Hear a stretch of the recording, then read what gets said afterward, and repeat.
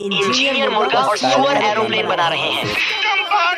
एक दिन सभी जानवरों ने आसमान में देखा तो एक हवाई जहाज उड़ रहा था, जिसे देखकर सभी जानवर बहुत खुश होते।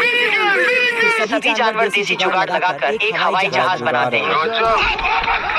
पहला हवाई जहाज बनाकर दो बतख को उड़ाते हैं। गाय जहाज को देखती है तो इसे सींग में लकड़ी लगाकर उड़ने लगती है। तभी सभी जानवर IIT बाबा से पढ़कर ऐसी मशीन बनाते हैं जिसमें सामान डालते हैं तो ढेर सारी जहाज बनकर तैयार हो जाती है। ये शुगर भी अपनी कलाकारी दिखाता है।